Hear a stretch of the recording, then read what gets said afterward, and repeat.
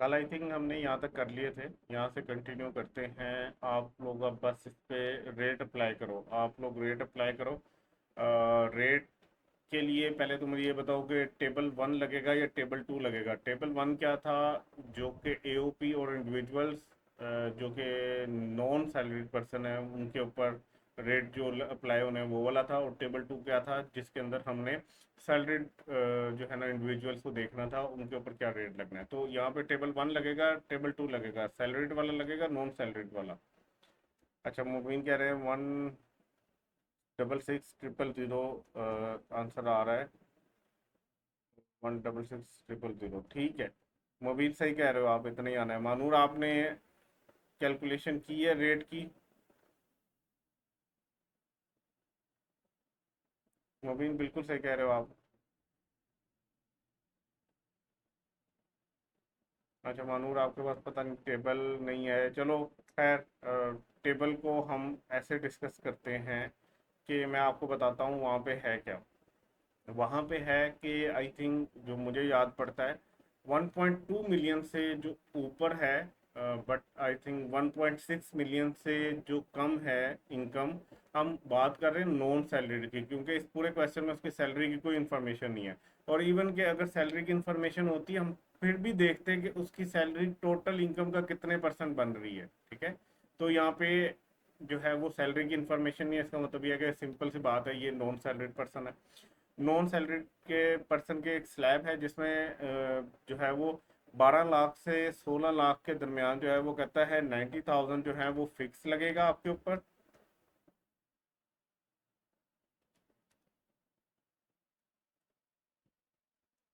Plus वो कहता है जो डिफरेंस होगा ना 1580 000 का और 12 लाख का जो डिफरेंस है 15, इतना आता है, ठीक है। इसका जो डिफरेंस है उसके ऊपर आपने रेट अप्लाई करना है, और वो रेट है आई थिंक 20%, ठीक है। तो ये करने के बाद आपके पास जो है ना एनटीआर की जो आपकी टैक्सेबल इनकम है उसके ऊपर कितना टैक्स लगना है वो आंसर आ गया, 166,000, ठीक है। ये आ गया।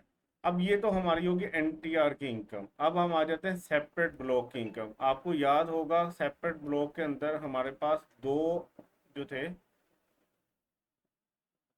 मुबीन साउंड नहीं आ रही? हेलो? मनूर आपको भी नहीं आ रही?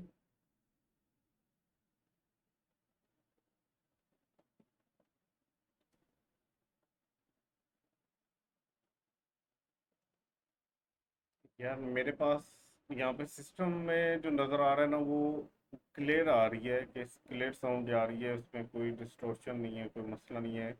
पता नहीं शायद आपके इंटरनेट की वजह से ना मसला आ रहा हो, क्योंकि मेरे पास इंटरनेट भी जो शो हो रहा है वो बिल्कुल सही स्ट्रीम होती नज़र आ रही है।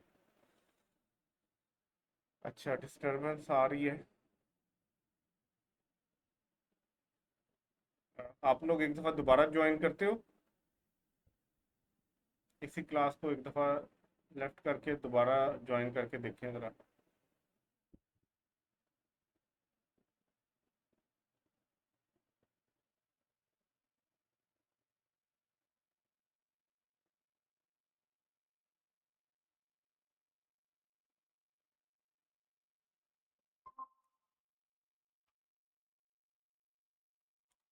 मबीन कुछ क्लियर हुई है आवाज़ के? सेम वैसे ही है?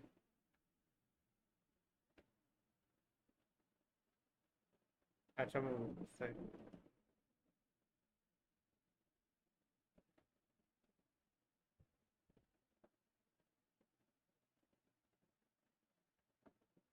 मबीन कुछ सही हुई है?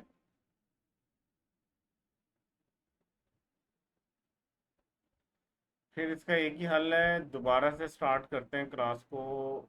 यहाँ से ही दोबारा स्टार्ट कर लेते हैं। मैं एक दफ़ा जो है ना वो बंद करके दोबारा से इसको स्टार्ट करता हूँ। मानूर आपका मैसेज मैंने नहीं पढ़ा था बच्चे, मैंने नहीं देखा मैसेज आपका, वो मेरे से मिस हो गया था जिसमें आप कह रही थी डिस्टर्बेंस आ रही है। खैर मैं इसको बंद करता हूँ, दोबारा से मैं आपको नया लिंक भेजता हूँ।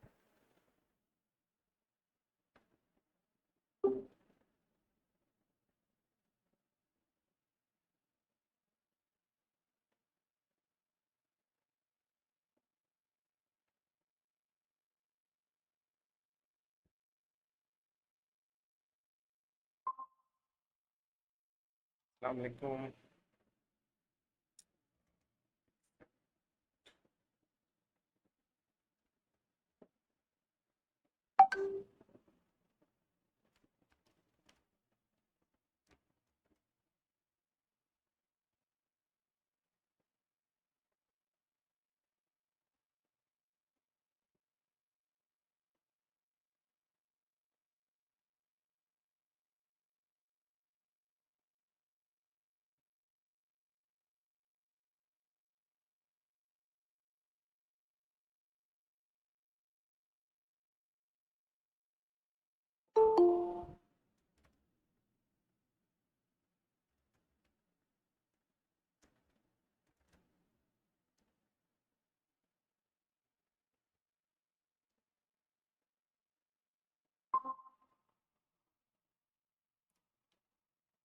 अस्सलाम वालेकुम अनूर, आप आवाज़ कुछ बेहतर हुई है कि नहीं?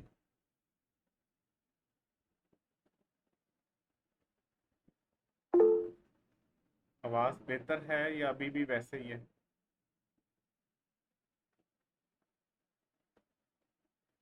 चलें, मुबीन भी आ जाता है, फिर हम कंटिन्यू करते हैं। अगर आवाज़ बेहतर हो गई है तो उससे भी पूछ लेते हैं।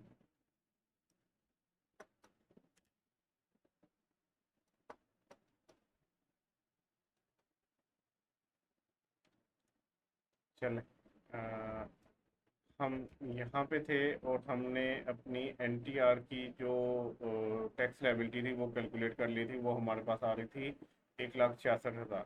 अब हमने क्या करना था कि अपने जो सेपरेट ब्लॉक वाली है उनकी जो है ना वो ऐड करनी थी। ऐड कैसे करनी थी कि हमारे पास दो वैल्यूज़ आ रही हैं, ठीक है। एक जो है वो ये जो हमारी 20 वाली थी ना, इसके अंदर बेसिकली हमारे पास दो वैल्यूज थी।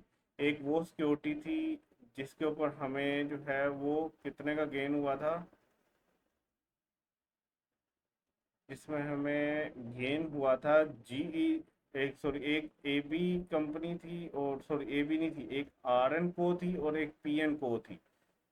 आर एन को पे हमें जो था वो गेन हो रहा था 15,000 का, और पी एन को पे हो रहा था 5,000 का। तो ये टोटल क्या बन रहा था, 20,000। अच्छा, यहाँ पे जब हमने वो इनकम ऐड की थी सेपरेट ब्लॉक की, तो हमने टोटल ऐड कर दी थी, ठीक है, क्योंकि हम सिर्फ ये दिखाना चाह रहे थे सेपरेट ब्लॉक की इनकम कितनी है। तो वर्किंग टू के हमने टोटल इनकम कर ली थी। जबकि वर्किंग टू की कुछ इनकम इस तरह से हमने कैलकुलेट की थी कि एक हमारे पास आर एन को थी, आर को आर को में जो है वो 75,000 के शेयर्स बेचे थे, ये कंसिडरेशन थी। और वो खरीदे कितने के थे, उसकी कॉस्ट कितने की थी, 60,000।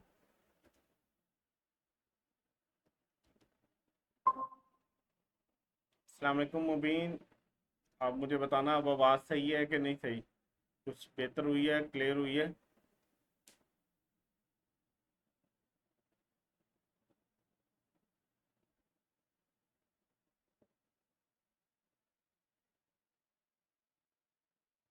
चलें, अगर बेहतर है मुझे बताते रहना, जहाँ पे मसला है ना तो मुझे बता देना। बेशक माइक थोड़ा सा ओपन करके ना शोर कर देना। मैं समटाइम जो है वो लिख रहा होता हूँ तो मुझे आइडिया नहीं होता कि आपने चैट में कुछ लिख दिया। तो मैं कोशिश करूँगा, देखता रहूँगा साथ साथ चैट को भी। है, हमने वर्किंग टू में जो 20,000 निकाला था कैपिटल गेन का, सेपरेट ब्लॉक का जो इनकम थी या गेन था वो 20,000 था। वो कुछ इस तरह निकला था कि एक आर कंपनी थी जिसकी कंसिडरेशन ए जो वैल्यू है वो 75,000 थी, और बी जो उसकी कॉस्ट है वो 60,000 थी। तो 15,000 का गेन आया था हमें, ठीक है। फिर एक दूसरी सिक्योरिटी थी जो कि पी एन को थी, ठीक है।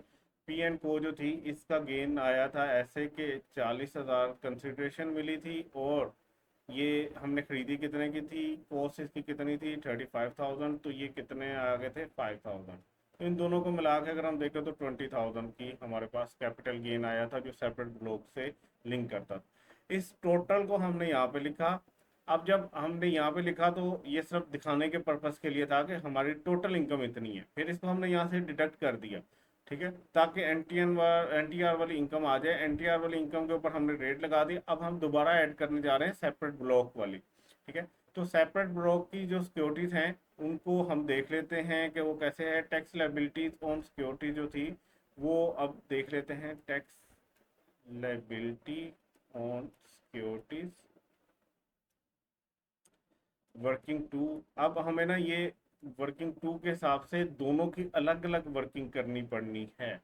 अलग अलग वर्किंग ऐसे करनी पड़ती है कि इसमें सबसे इम्पोर्टेंट चीज़ जो थी ना क्वेश्चन में वो ये थी कि ये जो दोनों कंपनी थी ना जो लिस्टेड थी, आर और पी, ये जो दोनों कंपनीज हैं जो कि लिस्टेड हैं आर और पी, इसकी डेट ऑफ परचेज भी अब हमें देखनी पड़नी है और ये कितने टाइम के बाद बिकी हैं वो भी देखना पड़ेगा। ठीक है, तो अब ज़रा देखते हैं। पहले तो ये बात है कि आज हम अगर खड़े होकर देख रहे हैं तो हमें ये पता है कि ये खरीदी कब गई हैं। ये खरीदी गई हैं, ये वाली खरीदी गई है 18/7/2022 में। ये वाली खरीदी गई है 20/5/2024 में। तो ये टैक्स ईयर है, टैक्स ईयर ये बनता है 2023। ठीक है, जुलाई से हुआ है और ये टैक्स ईयर बनता है 2024। है, हमें देखना है कि ये जुलाई 2024 ऑनवर्ड है। तो ज़रा थोड़ा सा और बैक पे चलें हम, जहाँ पे हमने एक टेबल देखा था अपना। ये कहाँ मैं चला गया हूँ, ज़्यादा ही बैक चला गया हूँ। ये ये हमारे पास टेबल था। इस टेबल के अंदर हमने देखा था कि जो लिस्टेड कंपनी के शेयर्स होते हैं जिनको हम सिक्योरिटीज भी कहते हैं, अगर वो खरीदे जाएं 1 जुलाई 2022 से 30 जून 2024 के अंदर अंदर, तो ये वाले रेट्स उनके ऊपर लगेंगे। तो ये दोनों जो हमारे शेयर्स की हम बात कर रहे हैं जो कि आर एन को है और पी एन को है, ये दोनों शेयर्स ज़रा देखें तो ये हमने कब खरीदे हैं। ये खरीदे हैं आर लिस्टेड कंपनी वाला जो है, आर एंड को वाला जो है, ये हमने खरीदा है 18/7 को 2022 को। इसका मतलब यह है कि 1 जुलाई 2022 के बाद है, इसका मतलब है ये इसी इसी स्लैब के अंदर आएंगे इसके रेट। और दूसरा हमने खरीदा है 20/5 को, 20/5/2024। तो ये कहाँ तक है टाइम, 30 जून 2024 से पहले पहले। तो ये भी इसी में ही फॉल करता है, 20 मई 2024 में। इसका मतलब यह है कि इस टाइम के अंदर अंदर अगर हमने एक्वायर की हुई हैं सिक्योरिटीज जो अब हम डिस्पोज कर रहे हैं, तो उनके ऊपर ये वाला रेट लगना है। ठीक है बच्चों, ये चीज़ यहाँ तक आप लोग मेरे साथ हो, इसमें तो कोई मसला नहीं है। मुबीन, मामू, यहाँ तक एग्री हो आप लोग कि इसके ऊपर यही रेट लगना है। ये वाले पोर्शन से रेट लगना है। रेट कौन सा लगना है ये भी अभी हम देखते हैं। चलो, अब हम रेट पे आते हैं कि रेट कौन सा लगना है। तो आपने ये याद रखना है कि ये क्वेश्चन है हमारे पास और इस क्वेश्चन के अंदर ये डेट ऑफ परचेज है। डेट ऑफ परचेज हमें पता लग गया कि इस पे स्लैब कौन सा लगना है। अब हमने देखना है इसको होल्ड कितना किया, होल्डिंग पीरियड यहाँ से लेके यहाँ तक का पीरियड कितना है। ये ज़रा मुझे जल्दी से इन दोनों का बताओ, यहाँ से लेके यहाँ तक का पीरियड कितना है।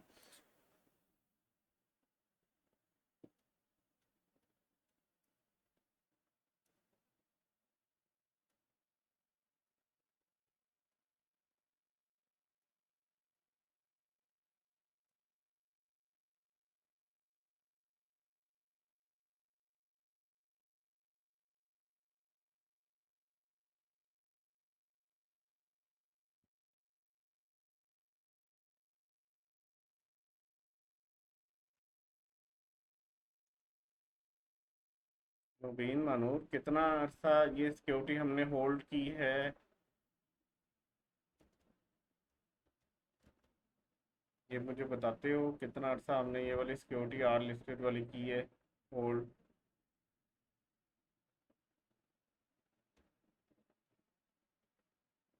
मुबीन, लेस देन 1 ईयर कैसे?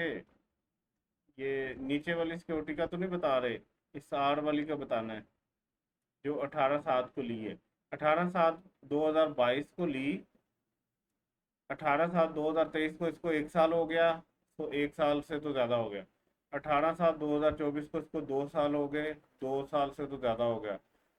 ये यहाँ पे जाके जुलाई के बाद अगस्त सितंबर अक्टूबर, अक्टूबर 15 को बिका। इसका मतलब ये कि 3 साल से कम है, 2 साल से ज्यादा है लेकिन 3 साल से कम वाला पीरियड लग रहा है इसको। ठीक है, और इसको देख लेते हैं। ये हमने खरीदी थी 20/5/2024 को, और अगला होना था इसका साल 20/5/2025, लेकिन ये हमने कहीं यहाँ पे बेच दी 25/10/2024। तो ये तो लेस देन 1 ईयर है ना। ठीक है, 1 साल से भी कम है। तो पी पे 1 साल से कम लगना है, इस पे 2 साल से ज्यादा लेकिन 3 साल से कम लगना है।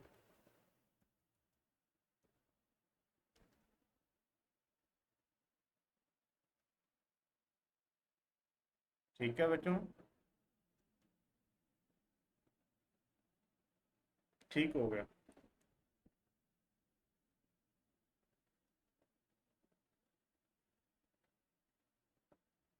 चलो फिर अब हम अपने उस रेट पे दोबारा जाते हैं जो अभी हमने देखा था। तो वो ले आते हैं, रेट कितना है। तो रेट है जी, जो हमारा holding period does not exceed 1 year है, मतलब लेस देन 1 ईयर के ऊपर लगना है 15%। और जो 2 साल से ज़्यादा है लेकिन 3 साल से कम है उसके ऊपर लगना है 10%। ठीक है, तो अब जल्दी से आते हैं अपने क्वेश्चन की तरफ।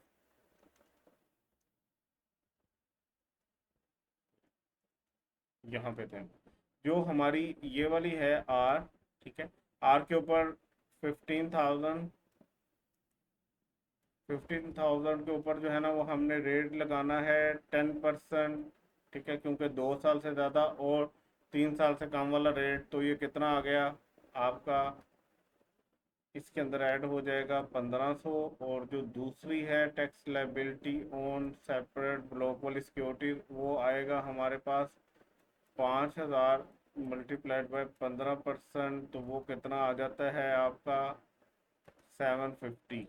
ठीक है, अब आपने किया क्या, ये आपके एनटीएन की टैक्स लायबिलिटी आ गई थी, एनटीआर की। ये आपकी जो है सेपरेट ब्लॉक की जो है ना वो टैक्स लायबिलिटी आ गई। इन सबको आप सम करोगे तो आपके पास आ जाएगा 6,168,250। ठीक है, तो ये क्वेश्चन आपका सॉल्व हो गया। बच्चों कोई क्वेश्चन इसमें? जी मुबीन बिल्कुल सही कर रहे हो। 2 साल से ज़्यादा और 3 साल से कम वाला 10% वाला। ठीक है मानो। ठीक है मुबीन, कोई क्वेश्चन इसमें से कुछ चीज़ समझ ना आई हो? प्रेजेंटेशन मैंने कोशिश की है कि समझने के काबिल बनाऊं, लेकिन अगर नहीं भी बनी तो समझ जाना कि ये मैं क्या लिख रहा हूँ। ठीक है, क्योंकि स्पेस कम होती है और उस हिसाब से मैनेज करना। ठीक हो गया। अगर ये समझ आ गया है तो इसी पैटर्न के ऊपर आपने बेसिकली क्वेश्चंस करने होते हैं। जो बच्चों को कन्फ्यूजन हो रही होती है वो ये हो रही होती है कि सर हम यहाँ पे ऐड क्यों करते हैं, तो ये मैंने बता दिया, सिर्फ दिखाने के लिए ऐड करते हो। ठीक है, फिर बाद में आप लेस कर देते हो। दूसरे नंबर पे यहाँ पे आपने एनटीआर की निकाल लेनी है और इनको सेपरेट ट्रीट करना है, इनकी सेपरेट निकलेगी दोनों की। यहाँ पे आप जब सम कर रहे होते हो दोनों को मिला के कर रहे होते हो, लेकिन जब टैक्स कैलकुलेट कर रहे हो तो दोनों सिक्योरिटीज का या दो से ज़्यादा सिक्योरिटी होंगी तो सेपरेट करो। ठीक है, सो नेक्स्ट मूव करते हैं हम। ये यही सारा क्वेश्चन है। ठीक है, ये पहले से सॉल्व किया हुआ है और ये यही सारी कहानी है जो आपके सामने। ठीक है, आगे चलते हैं। आज आज के टॉपिक पे बात करते हैं। आपने अकाउंटिंग में फाइफो और वेटेज एवरेज पढ़ लिया है कि अभी पढ़ना है आपने? मुबीन अनलिस्ट बेटा, बेसिक क्वेश्चन है आपका बहुत ही। जो अनलिस्टेड होते हैं वो सेपरेट ट्रीट कैसे करेंगे, मतलब आप कह रहे हो उसकी सेपरेट इस तरह ट्रीट होंगे कि आपने देखो सिक्योरिटीज के लिए अलग से रेट दिया गया है। सिक्योरिटीज में कौन से आती हैं, जो पब्लिक कंपनी के शेयर होते हैं वो सिक्योरिटीज में आ जाते हैं, जिनका रेट अभी हमने अप्लाई किया है। पब्लिक कंपनी कौन सी होती है जिसकी डेफिनेशन हमने पढ़ी है? पब्लिक कंपनी में वो सारी कंपनीज आ जाती हैं जिनके 50% से ज़्यादा शेयर प्रोवेंशियल या फेडरल गवर्नमेंट के पास हो, 50% से ज़्यादा शेयर फॉरेन गवर्नमेंट के पास हो, या 50% से ज़्यादा शेयर एक foreign government owned foreign company के पास हो, या वो स्टॉक एक्सचेंज के ऊपर उसके शेयर जो है साल के किसी भी दिन या किसी भी टाइम जो है वो ट्रेड हुए हो और क्लोजिंग डेट के ऊपर वो लिस्टेड हो। ठीक है, और या वो यूनिट ट्रस्ट वाला। ये डेफिनेशन में अगर आपको आता है कोई भी शेयर्स इन डेफिनेशंस में आ जाते हैं तो वो पब्लिक कंपनी के शेयर्स होंगे, उनको आपने सेपरेट ब्लॉक में ट्रीट करना है। जो प्राइवेट कंपनी बनती है वो कौन सी होती है जो इन सारी कंडीशन पे पूरी नहीं उतरती, वो चाहे अनलिस्टेड कंपनी हो वो भी प्राइवेट समझी जाएगी इनकम टैक्स की नज़र में। उसको हम ले जाएंगे एनटीआर की इनकम में, वो सिंपल आपकी इनकम फ्रॉम कैपिटल गेन में चले जाएंगे, और उसके ऊपर जो है वो जितना भी कैपिटल गेन होगा वो एनटीआर के अंदर जाएगा, उसके ऊपर एनटीआर वाले रेट्स लगेंगे। ठीक है।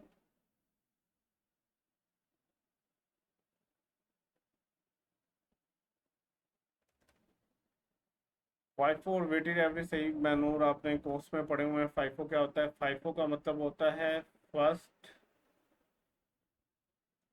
First in first out. जो पहले आया है उसको पहले आप आउट कर दो, ठीक है, जो बाद में आया वो बाद में जाए। तो वेटेड एवरेज का मतलब क्या होता है कि वेटेज दी जाती है और उसकी बेसिस के ऊपर एवरेज ली जाती है, ठीक है। तो वेटेड एवरेज। अब ये अगर एक बच्चा है, ठीक है, इस बच्चे के पास काफ़ी सारे पैसे हैं और इस बच्चे ने कुछ शेयर्स खरीद लिए हैं, ठीक है। ये शेयर्स का ग्राफ भी देख रहा है कि कभी शेयर्स की वैल्यू ऊपर जाती है कभी नीचे जाती है। खैर, कहने का मकसद ये है कि बच्चे ने काफ़ी सारे शेयर्स बेच लिए हैं। एक ही कंपनी को ले लेते हैं हम, फॉर एग्जांपल एक कंपनी ले लेते हैं, इसने नेस्ले के शेयर्स खरीद लिए हैं। इसने नेस्ले के शेयर्स खरीदे, एक दिन इसने खरीदे जब डेट थी 1 जुलाई 2024 को, ठीक है। इसने खरीदे कितने के? इसने खरीदे से 250 रुपये का एक शेयर खरीदा, और इसने टोटल खरीद लिए 100 शेयर्स, तो इसने टोटल खरीद लिए होंगे कोई इतने के शेयर्स।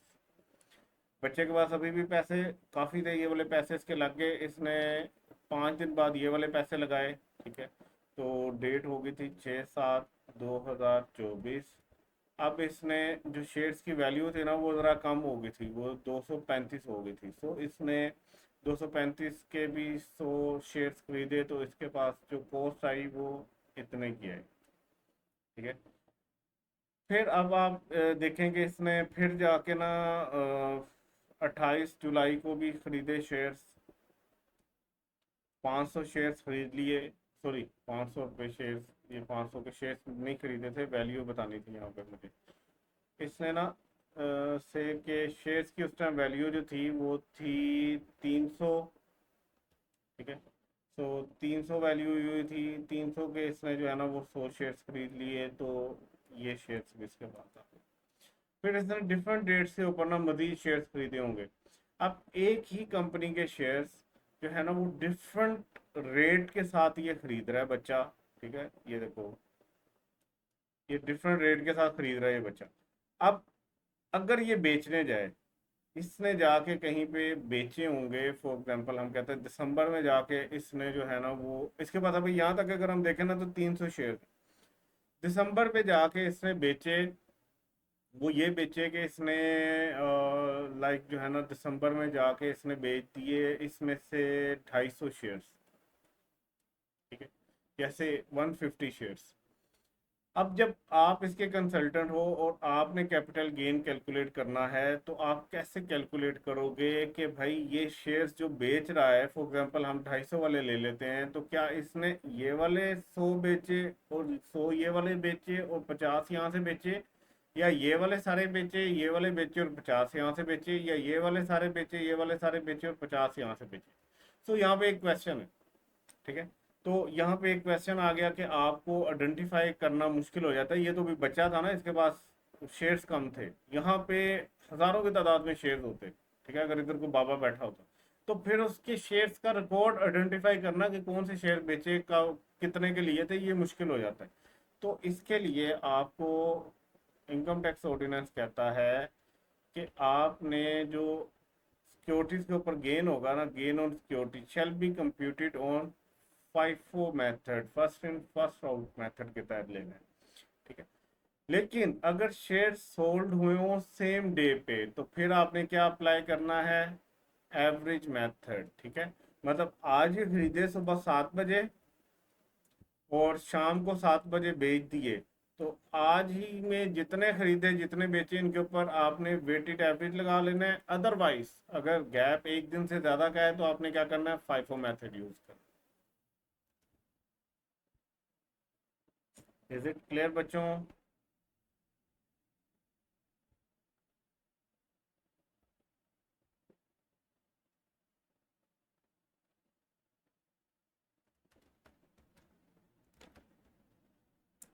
ठीक है, चले। तो ये हो गया हमारे पास। अच्छा, लोग जो है ना, वो दो तरह के शेयर्स खरीद रहे होते हैं। मैं थोड़ा सा आपको वैसे समझा दूँ आपके कॉन्सेप्ट के लिए। लोग जब लिस्टेड कंपनी के शेयर्स खरीदते हैं ना, प्राइवेट कंपनी की तो और बात होती है, लिस्टेड कंपनी मतलब स्टॉक एक्सचेंज पे जब इन्वेस्टमेंट कर रहे होते हैं ना, तो एक वो कर रहे होते हैं शॉर्ट टर्म, और कुछ लोग होते हैं जो कर रहे होते हैं लॉन्ग टर्म। लॉन्ग टर्म का मतलब क्या है कि ये इन्होंने कोई अगले 1 साल से लेके अगले 10-15 सालों तक ये शेयर्स अपने पास रखने के मकसद से खरीदे हैं। ठीक है। लेकिन जो शॉर्ट टर्म पे खेल रहे होते हैं ना, वो जैसे जुआ नहीं होता कि भाई अभी रेट ऊपर जाएगा तो मैं बेच दूंगा, सस्ते खरीद के महंगे बेच दूंगा, सस्ते होंगे तो ज़्यादा खरीद लूंगा, रेट बढ़ेगा तो महंगे जब होंगे तो बेच दूंगा, तो मैं ज़्यादा गेन कमाऊंगा। तो ये शॉर्ट टर्म ट्रेडिंग कर रहे होते हैं। ये हो सकता है मिनट्स के बाद खरीद के बेच रही हूँ, हो सकता है 1 घंटे के बाद बेच रही हूँ, आधे घंटे के बाद बेच रही हूँ, आधे दिन के बाद बेच रहे हो, पूरे दिन के बाद बेच रहे हो, 2 दिन के बाद बेच रहे हो। इनका मकसद क्या है कि शॉर्ट टर्म में गेन हासिल करना। इनका मकसद क्या होता है? इनका मकसद होता है कि लॉन्ग टर्म में कंपनी से डिविडेंड लेते रहना, और जब बेचेंगे तो तब गेन मिल जाएगा। ठीक है।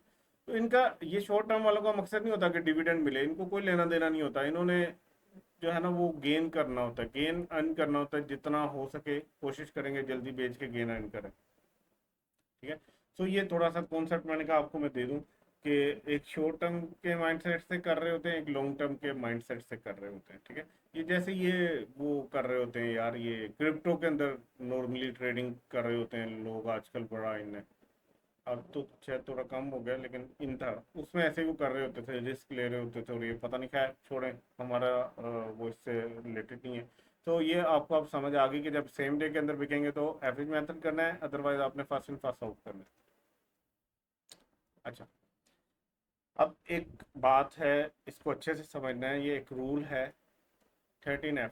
ये कहता है कि कैपिटल लॉस क्या होता है कि आपने सिक्योरिटीज बेची, उसके ऊपर आपको लॉस हुआ, आपको इजाजत है कि सिक्योरिटीज के अगेंस्ट आप उस लॉस को एडजस्ट कर सकते हो। याद है ये पॉइंट आपको? अगर वो एडजस्ट नहीं होता तो 3 सब्सीक्वेंट ईयर में भी इसको कैरी फॉरवर्ड कर सकते हो। ये बात बच्चों याद है? मैं सही कह रहा हूँ कि गलत कह रहा हूँ?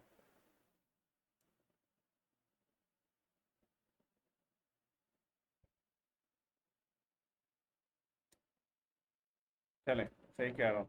अच्छा, कैपिटल लॉस जो है उसकी एडजस्टमेंट मतलब उसको सेट ऑफ करने की इजाज़त है, लेकिन कुछ केसेस में वो डिस अलाउड है, उनकी इजाज़त नहीं है कि आप उसको एडजस्ट कर सको या सेट ऑफ कर सको। वो केसेस कौन से? Capital loss adjustment shall not be admissible. इसकी इजाज़त नहीं होगी कि आप उसको एडजस्ट करो, किसको? कैपिटल लॉस को। इन फॉलोइंग केसेस नेमली। ठीक है। एक है वॉश सेल, आपने वॉश कर दी अपनी सेल। इसका मतलब ये नहीं है कि आपने अपने शेयर्स को धो डाला जाके, ठीक है, एरियल में या एक्सेल में, नहीं, आपने सेल वॉश कर दी। इसको समझेंगे क्या होता है। आपने टैक्स स्वैप सेल कर दी, और आपने या क्रॉस ट्रेड कर दी, तो इन तीनों सूरतों में आपको जो कैपिटल लॉस होगा उसको सेट ऑफ या एडजस्ट करने की इजाज़त आपको नहीं दी जाएगी। Wash sale, tax swap sale और क्रॉस ट्रेड। अब इनको वन बाय वन देख लेते हैं।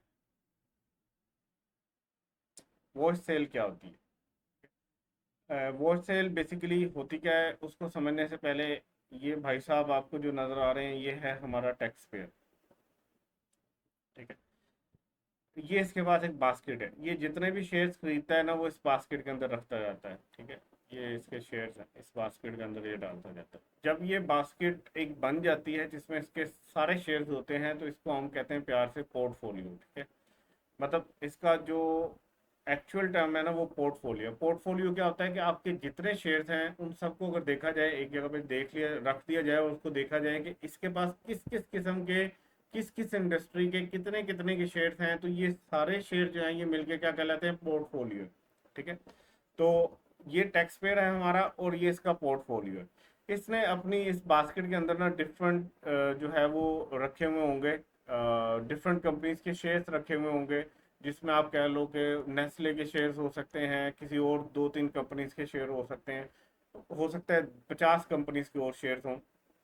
ठीक है, अब इसका हुआ क्या, ये बंदे ने ना कहीं इसमें से एक शेयर यहाँ पे नीचे पड़ा था, इसने उठा के बेचा, इसको सेल किया। ठीक है, तो जब इसने सेल किया ना तो इसको हो गया कैपिटल गेन।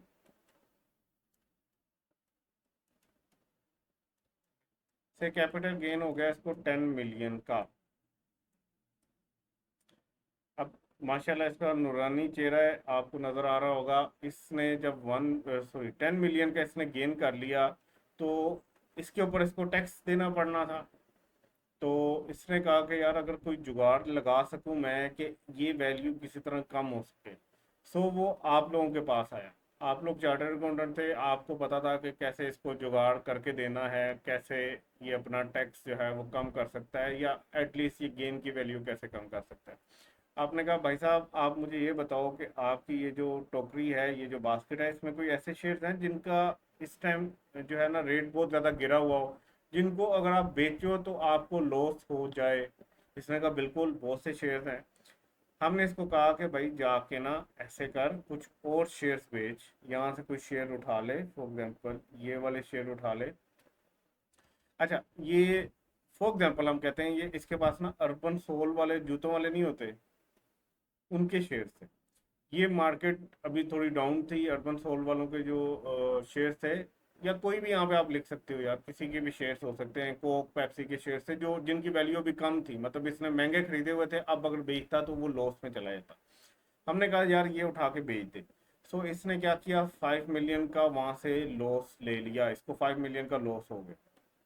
ठीक है, अब कानून के मुताबिक ये बिल्कुल सेट ऑफ करने की इजाज़त है, तो 10 मिलियन में से 5 मिलियन लेस हो गया, तो 5 मिलियन रह गया। अब ये 5 मिलियन के ऊपर टैक्स देगा। ठीक है, इसने सही किया ये, हमने इसको सही मशवरा दिया।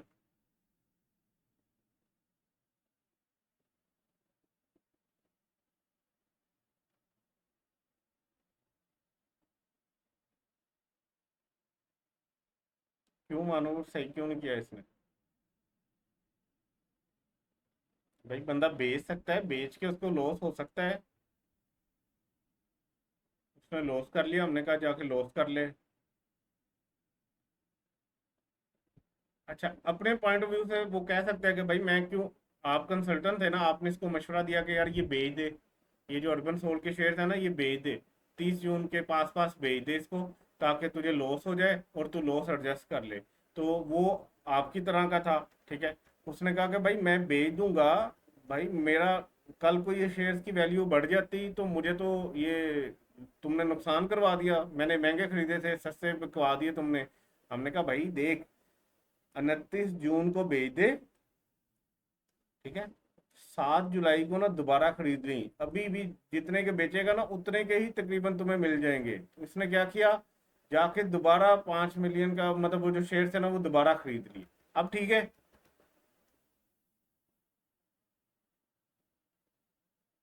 ठीक है, मुबीन आप भी बोलो। ठीक है, चलो।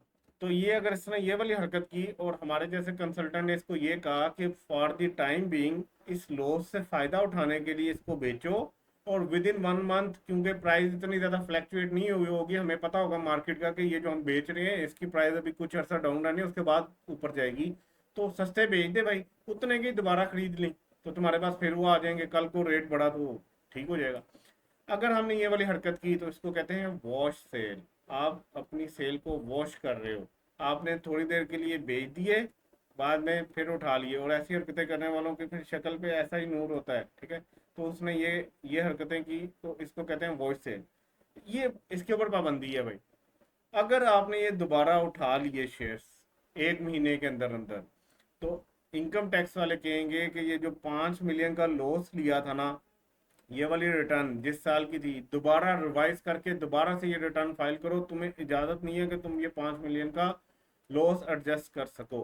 ठीक है, तो अब जरा इसको रीड कर लेते हैं। इफ एन इन्वेस्टर, ये भाई साहब जो इन्वेस्टर हैं, sustain loss on disposal of security, उसने सस्टेन किया लॉस किस पे, अर्बन सोल वाले जूतों वाले जो है ना आपका ब्रांड, उसके ऊपर उसने लॉस सस्टेन किया। ठीक है, तो एंड इन 1 मंथ पीरियड ही और हिज रिलेटिव, इसने या इसकी बीवी ने या इसके बच्चों ने परचेज कर लिए same share same security, same same के वर्ड पे गौर करना है, सेम शेयर मतलब इसने अर्बन सोल के बेचे थे और बाद में अर्बन सोल के ही इसने दोबारा खरीद लिए। ठीक है, दस मेंटेनिंग हिज पोर्टफोलियो, और उसने अपना ये जो टोकरी थी इसमें से निकाले ये वाले जो बेचे अर्बन सोल वाले, और कुछ देर के बाद दोबारा वही अगले उसी महीने के अंदर दोबारा वो डालिए, तो पोर्टफोलियो सेम हो गया इसका। ठीक है, तो ऐसी सूरत में क्या होगा, ऐसी सूरत में ये होगा, ओए होए इधर चला गया। ऐसी सूरत में क्या होगा कि आपको जो है ना ये वॉश सेल से किया हुआ जो होगा loss on sale of securities, ये एडजस्ट करने की इजाज़त नहीं होगी।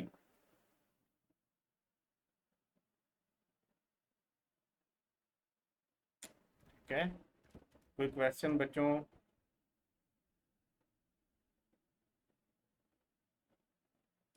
मनूर, मैंने नहीं कहा 7 7 को ज़्यादा होगी, मैंने ये कहा कि देखो इसको गेन हो गया था किसी भी सिक्योरिटी के ऊपर, इसने एक शेयर्स बेचे से के नेस्ले के शेयर्स बेचे, उस पर इसको 10 मिलियन का गेन हो गया।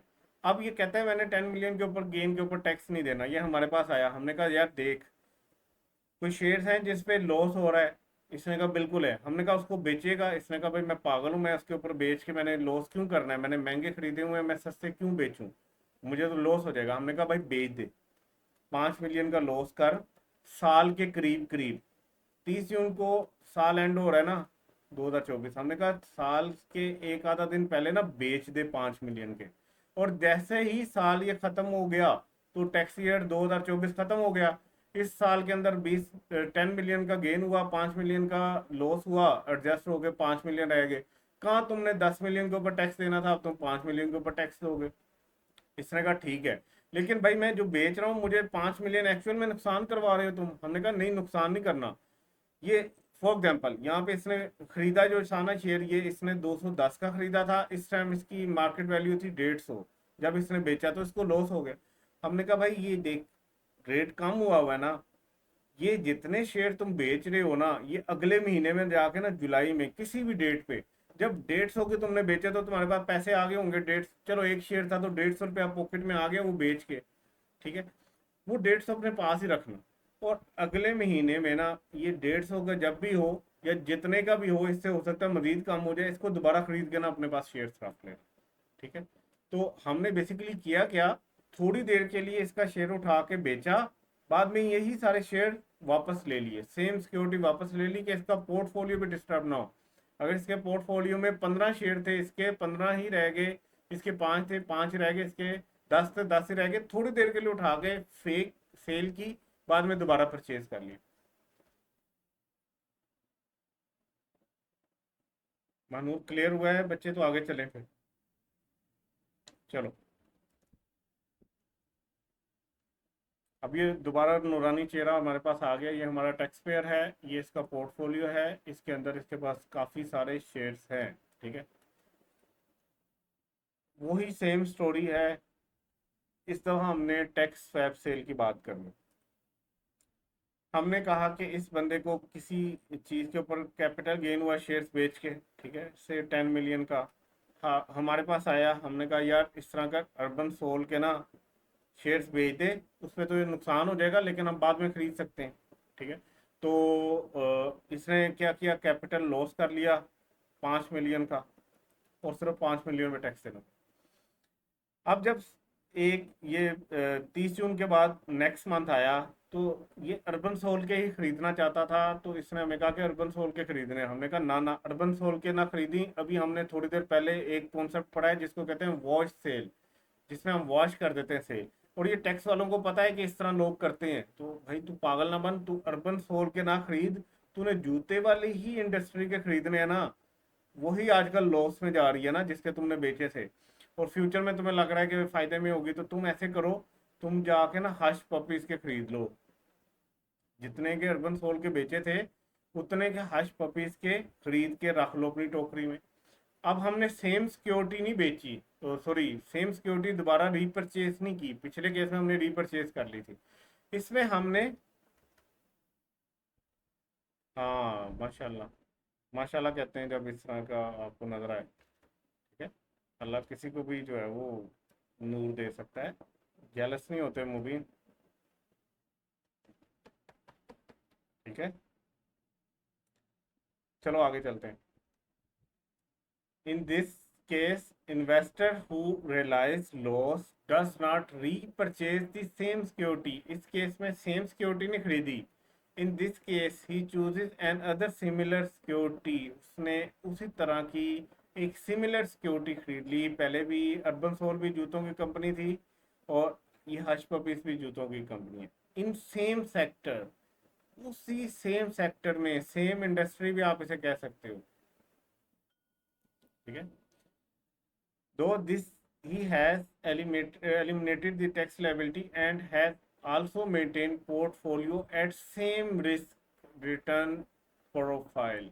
अब इसमें कुछ अच्छी अच्छी बातें लिखी हुई हैं, वो मैं आपको आइडेंटिफाई करवाता हूँ। नंबर एक, पिछले केस में यहाँ पे था सेम सिक्योरिटी, ठीक है, यहाँ पे है सिमिलर सिक्योरिटी, और सिमिलर सिक्योरिटी सेम सेक्टर की है। अगर जूतों की इंडस्ट्री थी जिसके बेचे थे, तो जूतों की इंडस्ट्री के ही खरीद लिए, ठीक है। अगर फॉर एग्जांपल कोल्ड ड्रिंक की इंडस्ट्री के थे तो उसी के खरीद लिए, अगर सीमेंट की इंडस्ट्री की थी तो उसी के खरीद लिए। दूसरा वो कहता है कि इसने अपना पोर्टफोलियो सेम नहीं रखा, पिछले में था कि पोर्टफोलियो सेम था, इसमें इसने सेम क्या रखा है, रिस्क रिटर्न प्रोफाइल। मतलब इस इंडस्ट्री के ऊपर, अगर जूतों की इंडस्ट्री है तो सारी इंडस्ट्री का सेम रिस्क होगा, सेम रिवॉर्ड होगा, सेम रिटर्न होगा, तो उसने अपना प्रोफाइल नहीं चेंज किया, रिस्क और रिटर्न की बेसिस के ऊपर प्रोफाइल सेम रखा, लेकिन 100% सेम नहीं है। सिक्योरिटीज की बेसिस के ऊपर उसने चेंज कर लिया, लेकिन सिक्योरिटीज ली सिमिलर सेक्टर में, तो रिस्क रिटर्न प्रोफाइल जो था वो उसका सेम रहा, सिमिलर रहा, ठीक है, ये क्लियर है। तो अगर कोई ऐसे करता है कि बेचे, उस पर लॉस करे, और उसी इंडस्ट्री के कोई और उसी तरह की सिक्योरिटीज खरीद ले ताकि उसके पोर्टफोलियो का रिस्क रिटर्न प्रोफाइल सेम रहे, तो इसकी भी इजाजत नहीं है, इसको कहते हैं टैक्स स्वैप सेल, ठीक है बच्चों, मुबीन मानूर, ठीक है।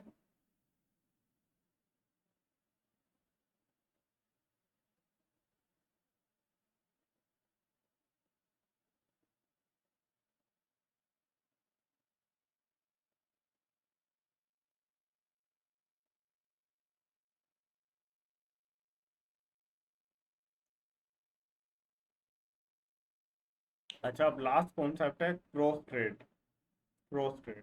अच्छा, ब्रोकर सर टैक्स कंसल्टेंट इतने पूरे आइडियाज क्यों देते हैं, ये बुरा नहीं है, ये बुरा नहीं है आइडिया, ठीक है, मेरी रिकॉर्ड हो रही है, नहीं तो मैंने इसाकडार की तारीफ करनी थी, ठीक है, वो भी चार्टर्ड अकाउंटेंट है ना, मेरी रिकॉर्डिंग हो रही है भाई, ऐसे ही मैं तारीफ नहीं कर सकूंगा, लेकिन ये अच्छे आइडियाज हैं, ठीक है, अच्छे आइडियाज हैं, लेकिन गलत मकसद के लिए आइडियाज, ठीक है, गलत काम के लिए आइडियाज है, लेकिन आइडियाज क्रिएटिव है, देखो, ठीक है, ये आइडियाज क्रिएटिव इनके कंसल्टेंट जो कि हमारे जैसे होंगे, जो चार्टर्ड अकाउंटेंट होंगे, उन्होंने दिए होंगे, और लोगों की सेविंग हुई होगी, तभी एफपीआर को पता लगा होगा, तो उसने इसके सोल्यूशन के लिए ये 3 पॉइंट डाल दिए कि भाई ये वाली हरकतें करोगे तो हम नहीं देंगे।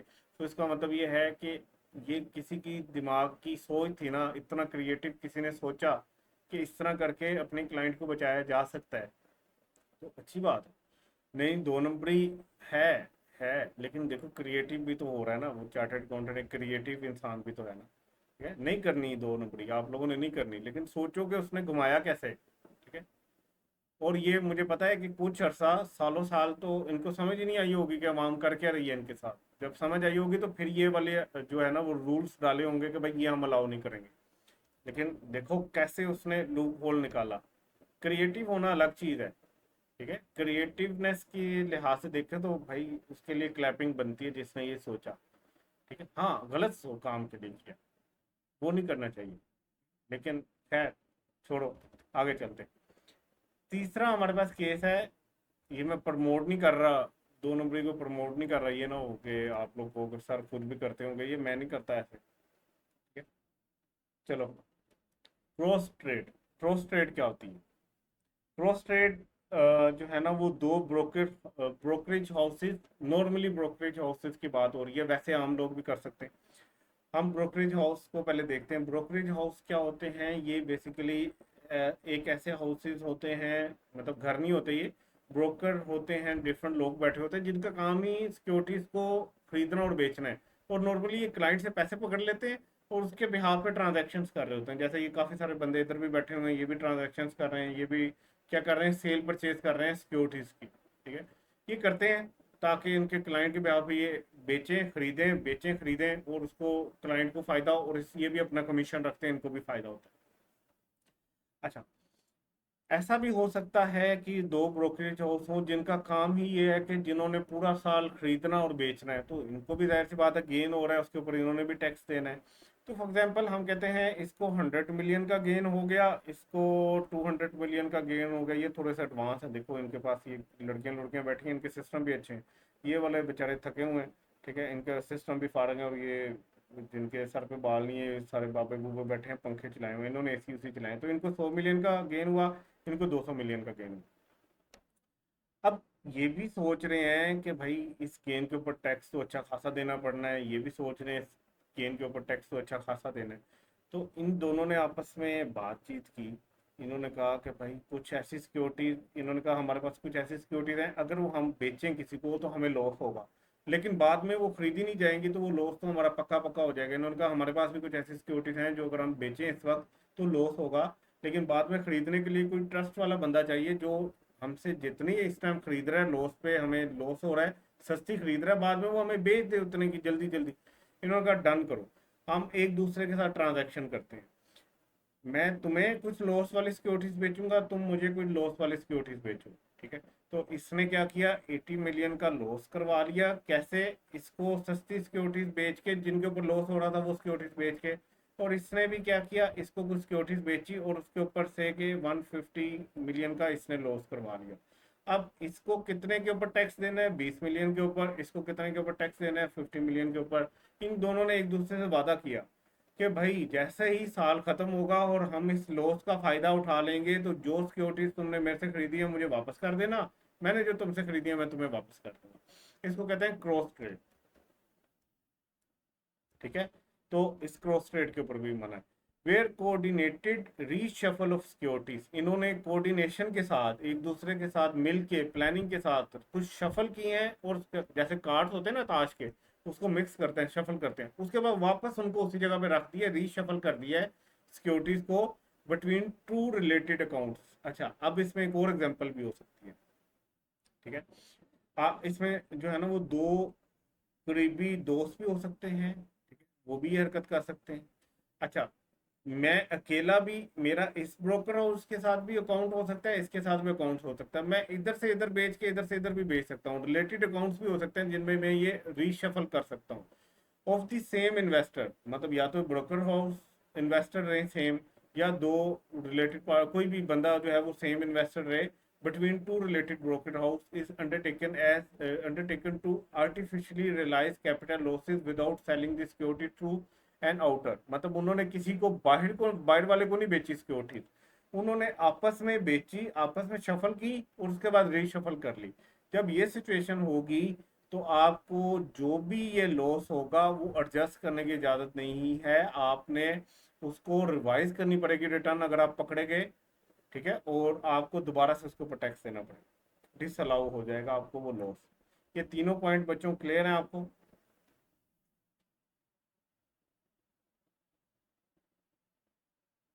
मामूर आपका कोई क्वेश्चन हो? ठीक है, अब ये दो क्वेश्चन हैं, ये आपका होमवर्क है आज के दिन के लिए, इसकी पिक्चर ले लो बच्चों। पिक्चर ले लो तो डन करके छुट्टी कर लो।